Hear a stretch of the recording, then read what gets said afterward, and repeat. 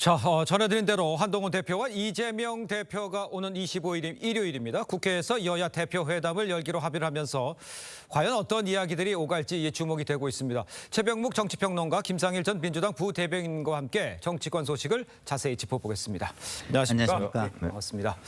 자, 여야 대표 지금 보셨습니다만 여러 가지 이제 민생 문제를 논의하자는데 여기에는 의견이 모아졌죠. 목소리를 한번 직접 들어보겠습니다. 이재명 신임 당대표님의 당선을 축하드립니다.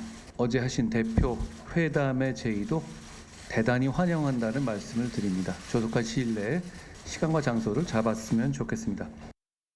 한동훈 대표께서 여야 대표 회담을 긍정적으로 생각하신다고 해서 지금 대표 비서실장에게 실무 협의를 지시해 놓은 상태이기도 합니다. 빠른 시간 내에 만나서 민생 문제 또 전국 현안에 대해서 허심탄회한 논의가 되기를 기대하겠습니다. 자, 일단 민주당 이재명 대표가 여야 대표 회담 제안을 한 지 하루 만에 지금 날짜가 잡히면서 성사는 됐습니다. 자, 저희가 그래픽을 하나 준비했는데요. 그래픽 한번 띄워주시겠습니까? 아까 말씀하신 대로 지금 이해식 당대표 비서실장은요, 한동훈 대표가 대통령실과 상대적으로 독립된 수평적인 당정 관계를 끌고 있느냐에 대해서 상당한 의구심이 든다. 그러니까 한 대표가 과연 독립적인 관계냐? 결과가 나온데도 이게 그대로 되겠냐, 이렇게까지 비서실장에게 조율을 지시했는데 저런 멘트도 했어요. 그렇다면 이 회담은 어떤 식으로 될 수 있을 가능성이 있습니까? 저런 식이라면 사실은 여야 대표 회담을 할 필요가 없는 거죠. 무슨 얘기냐면 바로 이재명 대표가 한동훈 대표가 뭐 전권을 가지고 나오는 거야? 그것도 아닐 텐데 이런 의심을 하기 시작하면 그러니까요. 그러면 이제 이 대표 회담의 상대를 신뢰하지 못하겠다는 얘기가 되거든요. 네. 근데 잘 아시지만 문재인 정부는 뭐 집권 안 해봤나요? 문재인 정부 때도 집권당 대표는 늘 그랬습니다. 예. 집권당 대표는 당시 청와대, 지금 집권당 대표는 대통령실과의 관계가 굉장히 중요하죠. 그렇죠. 그러니까 예를 들어서 여야 대표회담에 나가서 한동훈 대표가 이재명 대표한테 뭔가를 약속을 했다는 거는, 만약에 한다면 예. 그거는 대통령실과 어느 정도 의견 조율이 이루어진 상태에서 가능한 거지. 그렇죠. 그렇지 않고 한동훈 대표가 이재명 대표한테 뭘 더 약속했는데 대통령실에서 그거 안 됩니다, 이렇게 얘기해버리면 예. 한동훈 대표의 이미지는 완전히 실추될 가능성이 있어요.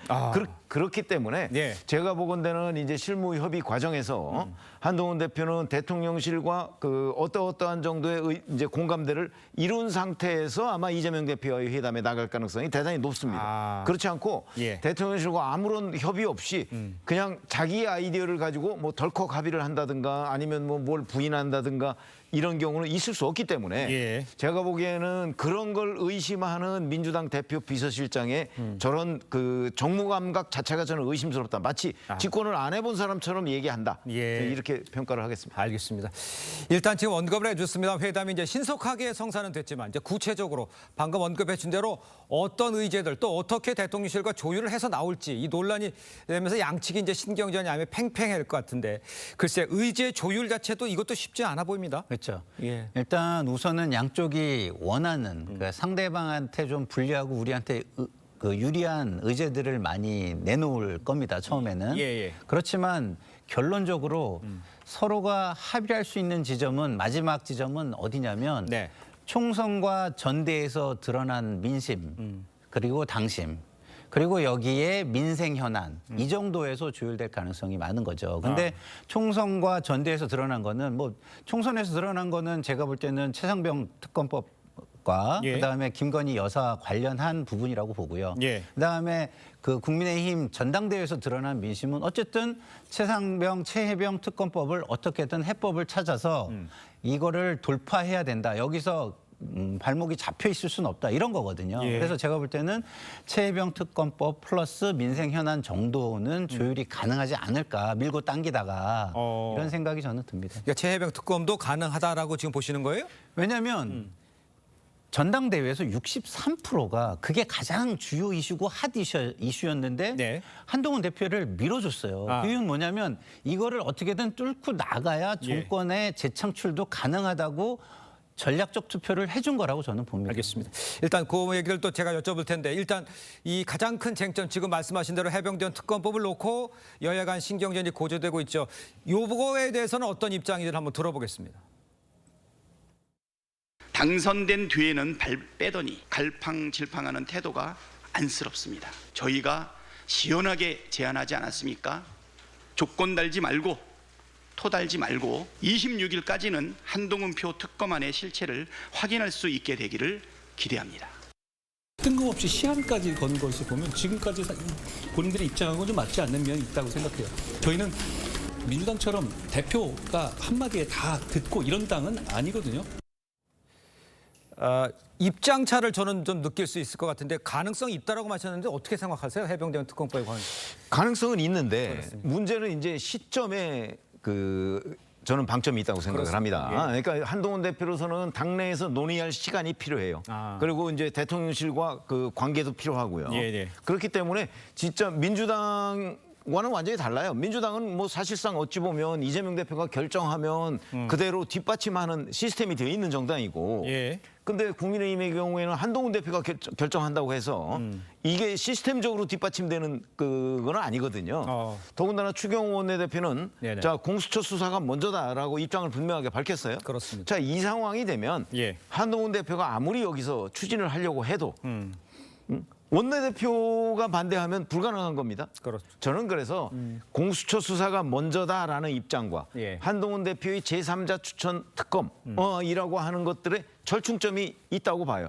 그거는 역시 공수처 수사가 빨리 끝나야 되는 겁니다. 그게 이루어지기 전에 저는 여권에서 아마 한 발짝도 나가기가 어렵다. 그러면 한동훈 대표는 이 해병대원 특검법 문제에 관해서 시간이 좀 필요하다고 저는 보거든요.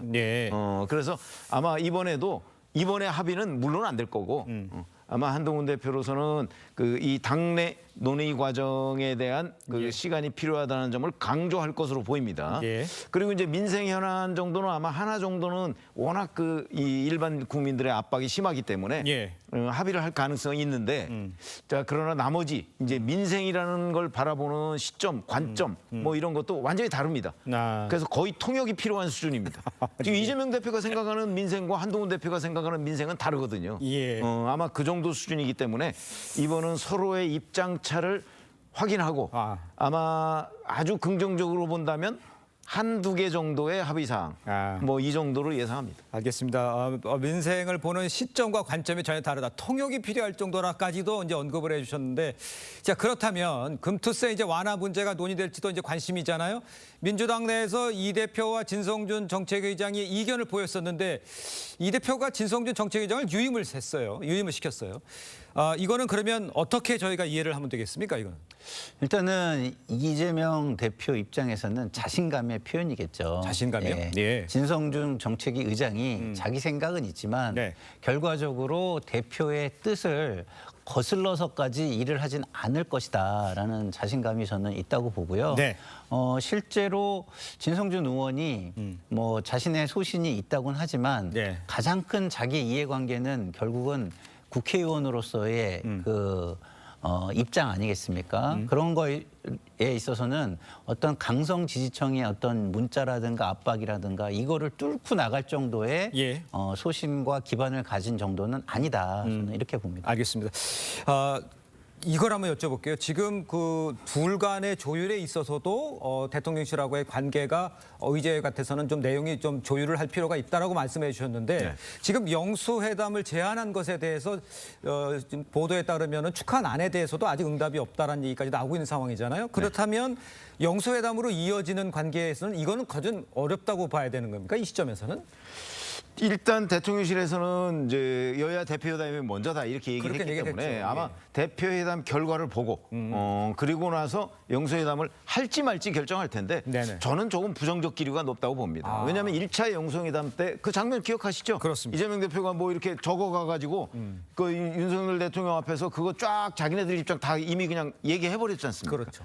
이거는 영수회담을 하지 말자는 얘기하고 비슷한 거거든요. 왜냐하면 자기들 입장은 다 이거다라고 지금 얘기를 한 거잖아요. 그럼 거기서 뭐 그거 하나하나에 대해서 윤석열 대통령이 요거는 뭐 우리가 받을 수 있고요. 이렇게 시험 문제 풀듯이 그럴 수는 없는 거거든요. 그러니까 이 회담 자체에 대한 그 이재명 대표의 저는 존중 의식이 없다고 생각하기 때문에 어허. 그걸 확인한 그 용산 대통령실에서 과연 2차 영수회담이라고 그러지 말란 법이 없잖아요. 그러니까 이게 어느 정도의 신뢰관계가 있어야 되는데 예. 이번 여야 대표회담에서 또다시 이재명 대표가 한동훈 대표를 향해서 만약에 그런 식의 태도를 보인다면 영수회담은 더 이상 없는 거고 아하. 그렇지 않고 뭐 좀 달라진 모습을 보였다 그러면 아마 한 번쯤 검토를 하지 않을까 싶습니다. 알겠습니다. 자, 그럼 민주당은요, 어제부터 이제 이재명 2기 체제가 이제 시작이 됐죠. 이 첫날부터 새 최고위원들 이 대표의 피선거권이 박탈된 상황 오지 않을 것이다. 그러니까 그 사법 리스크에 관해서 유죄 가능성이 거의 없다. 이런 발언을 내놨습니다. 그러니까 이 일각에서 사법부 압박하는 거 아니냐 이런 지적도 나오고 있는데 그렇게 볼 수도 있을 것 같은데 그건 어떻게 그렇게 보세요? 볼 수 있는 부분도 있다고 예. 봅니다. 일단은 그거보다는 자신들의 어떤 주장 이걸 함으로써 어떤 민심이 동요되는 걸 막고자 하는 것도 있을 텐데 예. 말씀하신 대로 사법부 압박의 의미도 저는 있다고 봅니다. 그 이유는 권력 획득이라는 같은 이해관계를 가진 분들 아니겠습니까? 예. 그렇기 때문에 그런 주장을 하는 거는 당연한 거고요. 문제는 이런 압박에 사법부가 흔들린다면 그게 더 문제가 되는 것이죠. 그렇겠죠. 그래서 우리는 사법부가 이런 어떤 압박이나 이런 거 상관없이 독립적으로 판단을 해주는 예. 기관 예. 내지는 그 세력이라고 저는 이렇게 보고 싶고요. 네네. 그리고 만약에 그런 결론이 나왔는데 거기서도 추가적인 압박을 통해서 예. 이상의 행동들을 한다. 그러면 저는 그 차기 어떤 대선이나 예. 선거에서 좋은 영향을 주지는 않을 것이다. 이렇게 생각합니다. 아니, 그러니까 말씀하신 것처럼 압박이다. 그렇지만 그거를 흔들리지 말아야 되는 게 그렇죠. 재판부다. 이렇게 얘기하시는 거잖아요. 맞습니다. 그런 압박을 하면 안 되는 거 아니에요, 재판부에? 이렇게 힘이 센 우리인데 이렇게 하면 안 돼. 이렇게 얘기하는 게 자체가 문제가 있는 건 아닙니까? 근데 지금 정치권을 보시면 알겠지만 예. 여든 야든 자신들의 이해관계를 먼저 앞세우고 네. 정쟁을 앞세우지 국민에게 모범을 보이려는 공적 태도를 앞세우는 거는 저희가 거의 보지 못하는 게 상황 아니겠습니까? 예, 알겠습니다. 자, 일단요, 이러면 오는 10월에 이재명 대표에 관련된 재판 1심 결과가 나올 가능성이 아주 높습니다. 사법 리스크가 만약에 이제 현실화될 수 있다 이런 우려도 나오고 있는 상황인데 그거는 사법 리스크에 관해서는 어떻게 영향을 미칠 거로 보십니까? 그러니까 현실화된다는 게 이제 결국 유죄가 된다 이런 뜻이죠. 예. 근데 지금 그 선거법의 허위사실 유포 부분하고 의증교사 두 가지인데 네네. 이 두 가지는 그러니까 뭐 재판은 판사가 하지만 네네. 일반 국민들도 상당한 정도로 이 부분에 관해서는 그 지금 관찰을 하고 있거든요. 예. 제가 보기에는 증거가 너무나 명확해요. 근데 이런 것들이 만약에 무죄가 나왔을 때는 김병주 최고위원이 얘기했듯이 아마 국민적 대분노와 국민적 저항이 있을 거예요. 그렇잖아요. 이렇게 증거가 명백한데도 불구하고 만약에 무죄였다고 한번 생각을 해보세요. 예. 그러면 오히려 국민적 저항이 좀 클 거라고 보고요. 유죄다 그러면은 어찌 보면 사필 규정이라고 생각하는 국민들이 훨씬 더 좀 많을 거라고 생각을 합니다. 그게 왜 그러냐면 예. 뭐 예를 들어서 하나만 보면 자 백현동 용도 변경에 관해서 그 박근혜 정부의 국토부가 공문을 보냈어요. 네. 성남시에서 알아서 하라고. 근데 그걸 협박이라고 지금 이재명 그 대표는 얘기하는 거잖아요. 예. 그게 협박이 될 수 있습니까? 알아서 하세요라는 게 어떻게 협박이 될 수 뭐 이런 식으로 이제 증거가 너무나 명확하기 때문에 오히려 지금 그 사법부 압박 이렇게 얘기하는데 물론 뭐 압박을 하지 말아야 된다. 뭐 이게 당위죠. 네네. 그러나 지금 이재명 대표의 사법 리스크는 너무나 중대하기 때문에 그래서 아마 지금 최고위원들로서는 저런 기대를 표명하지 않을 수가 없을 거요. 뭐 그것 때문에 최고위원 된 거라고 해도 과언이 아니잖아요. 예. 그러니까 그에 대한 일종의 보은으로 앞으로 아마 저런 양상은 최고위원들 사이에서 경쟁적으로 벌어질 겁니다. 알겠습니다. 자, 다음 소식도 짚어보겠습니다. 윤석열 대통령이요. 한미연합 군사연습 을지훈련 첫날인 어제요. 반국가 세력이 이 암약하고 있다 이렇게 말을 했습니다. 민주당 반응까지 함께 보겠습니다. 우리 사회 내부에는 자유민주주의 체제를 위협하는 반국가 세력들이 곳곳에서 암약하고 있습니다. 북한은 개전 초기부터 이들을 동원하여 폭력과 여론몰이 그리고 선전, 선동으로 국민적 혼란을 가중하고 국론 분열을 꾀할 것입니다. 국무회의를 극우 지지층 결집용 정쟁의 장으로 활용하는 윤석열 대통령의 위험한 행태를 강력히 규탄합니다. 친일 DNA를 드러냈다가 국민 분노에 직면하자 북풍몰이를 하겠다는 것입니까? 글쎄 이제 북풍몰이까지 얘기 나왔습니다. 윤 대통령이 이제 광복절 경축사에서 반자유 세력을 거론한 지 나흘 만에 반국가 세력을 언급을 한 겁니다. 발언 배경 또 누구를 뜻하는 건지 이런 말이 나온 배경에 대해서 좀 설명을 해주신다면 어떻게 생각하세요? 그러니까 이 배경은요, 제가 볼 때는 대통령의 지지가 굉장히 지금 안 좋잖아요. 네. 근데 이 안 좋은 지지를 어떻게든 돌파해 보려는 예. 어떤 의도로 보입니다.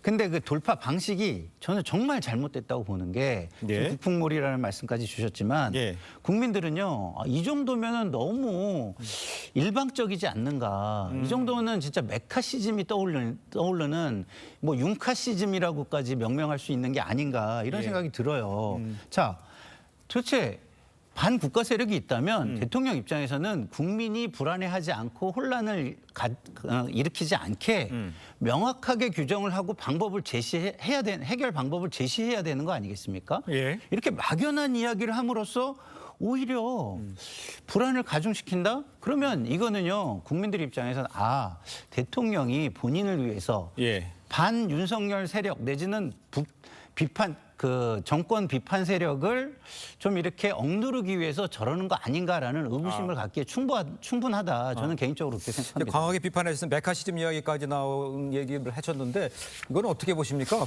아니 어제 국무회의는요 네네. 사실은 을지 국무회의예요. 그렇죠? 을지훈련 잘 아시다시피 이거는 뭐 북한의 그 어떤 도발 뭐 이게 대응하기 위한 그 회의이기 때문에 예. 저는 저기서 뭐 반국가 세력 얘기를 충분히 할 수 있다고 봅니다. 네. 근데 이제 오히려 광복절 경축사 같은 부분에 보면 반자유 세력 얘기를 했어요. 그렇습니다. 근데 그런 거는 좀 적절한 그 표현은 아니라고 생각을 해요. 왜냐하면 그런 세력들이 있으면 뿌리 뽑아야 할 책임이 대통령한테 있습니다. 자꾸 그런 얘기를 강조해서 국민들이 오히려 더 불안하게 만드는 이런 상황은 좋지 않다. 그러나 예. 어제 국무회의는 을지훈련, 을지국무회의이기 때문에 그렇죠. 그건 뭐 충분히 가능한 발언이다 이렇게 생각합니다. 알겠습니다. 자, 다음 이야기도 보겠습니다. 김태효 국가안보실 1차장이죠. 이 한일 과거사 문제와 관련해서 중요한 것은 일본의 마음이다. 이렇게 말을 한 발언이 있어서 이걸 놓고 지금 논란이 이어지고 있습니다. 이 발언에 대한 여야의 입장을 한번 들어보겠습니다. 대통령실에서 배려해야 될 것은 대일본 제국 천황이 아니라 대한민국 국민의 마음입니다. 제가 말 전체를 보지 못했습니다만 그게 뭐 일본의 입장이 훨씬 더 중요한 거다 이런 취지를 말하는 것은 아니지 않았을까 싶습니다. 중요한 건 대한민국 국민의 마음이죠. 자, 일단 한동훈 대표는 일본의 입장이 훨씬 중요하다. 이런 취지는 아니었을 것이다. 이렇게 얘기를 했고요. 이재명 대표는 대통령실에 엄중 조치를 요구했습니다. 이 논란에 대해서는 어떻게 생각하십니까? 근데 중요한 것은 일본의 마음이다 하는 거 앞뒤 문장을 보면요. 네. 뭐 일본의 그 마음에 따라서 우리가 입장을 정해야 된다 이런 뜻은 아니에요. 그건 뭐 한동훈 대표의 해석이 맞아요. 네. 무슨 얘기냐면 네네. 우리가 선제적으로 그 대일 관계에 대해서 이런 조치를 취했으니까 그에 그 일본이 호응을 해야 된다는 뜻이에요. 예. 그거는 뭐 저는 분명하다고 생각을 합니다. 근데 이제 그걸 야당이 지금 이재명 대표가 이제 그걸 뭐 중일마라는 프레임으로 딱 이제 걸어가지고 이게 문제를 삼으니까 마치 문제인 것처럼 느껴지는 거예요. 그러네요. 네. 그래서 그 뜻은 뭔지 명확하게 저는 알고 있다고 생각합니다. 다만 그럴 경우라도 김태우 국가안보실 차장이 저런 식의 논란에 휘말린 경우가 이번이 처음이 아니잖아요. 네. 여러 차례 있었기 때문에 그런 논란에 휘말리지 않도록 그 언어 선택에 좀 주의를 기울여야 된다라는 거 하나 하고 예. 그다음에 이제 어떤 조치를 이재명 대표가 요구했는데 네네네. 저거 말고서도 김태효 차장이 그동안에 여러 이 구설에 휘말린 적이 대단히 많아요. 네. 특히 이 외교안보 분야에 있는 아주 중요한 직책에 있는 사람들은 그런 구설에 휘말리지 말아야 하거든요. 그것도 대단히 중요한 책무예요. 그런 점에서 본다면 저는 김태효 차장의 그 어떤 교체 같은 것도 꼭 이 일 때문이 아니고 한번 좀 검토해볼 단계에 오지 않았나 이렇게 생각합니다. 알겠습니다. 진심이 그런 건 아닌지는 알지만 단어 같은 거 선택이라든가 이런 건 좀 주의를 해야 될 필요가 있다. 이렇게 좀 지적을 해주신 것 같아요. 친일 프레임 이거는 아니지 않습니까? 저는 친일 프레임까지는 과할지 모르지만 예. 너무 막연한 선의에 기대는 것은 맞다라고 생각합니다. 그러니까 누가 우리가 선에 기대한다는 거예요? 지금 이 대통령실이요? 정권과 예, 예. 대통령실과 김태효 차장이 예. 특히나 저는 그렇다고 보는데요. 예. 예를 들어서 일본과의 관계는요. 우리가 물컵에 물을 반을 채워놓고 있는 상황 아닙니까? 예. 그러면 빨리 채우라고 요구를 하고 정당한 어떤 주장을 해야지. 네네. 그런 상황에서도 일본이 안 하면 뭐 어쩔 수 없지라는 식의 얘기를 공직자가 할 수 있는 건가요? 아. 그거는 제가 볼 때는 너무 일본의 선의만을 기대는, 우리가 그 문재인 정권 때 보수층에서 뭐라고 비판했습니까? 북한의 선의에만 기대는 대북 정책은 안 된다라고 강하게 비판을 했잖아요. 예. 그러면 일본의 선의에만 기대는 대일 정책은 친일 프레임으로 이어지고 그게 먹히게 하는 그런 그 방식이 되지 않겠습니까? 예. 그런 부분을 저는 좀 생각해야 된다고 봅니다. 아니 지금 이 상황이 일본의 선의를 기대하고 있는 상황이라고 보십니까? 이 상황은? 아니 그거는 이제 민주당적인 시각이고 그러니까요. 제가 말씀드렸잖아요. 예. 전후 맥락을 보면 우리가 선제적 조치를 취했으니까 네. 일본이 이에 호응을 해야 된다는 뜻이에요. 저는 뭐 민주당의 그 양식 있는 분들도 그런 뜻이라는 부분은 인정을 할 거라고 생각을 합니다. 네. 다만 이제 그게 표현상 오해가 있을 정도나 또는 일부 그 다른 진영에서 예. 왜곡할 수 있는 빌미를 제공했다는 측면 그런 점에서 신중해야 된다는 얘기죠. 알겠습니다. 자, 오늘 말씀 여기까지 듣겠습니다. 고맙습니다. 감사합니다. 감사합니다.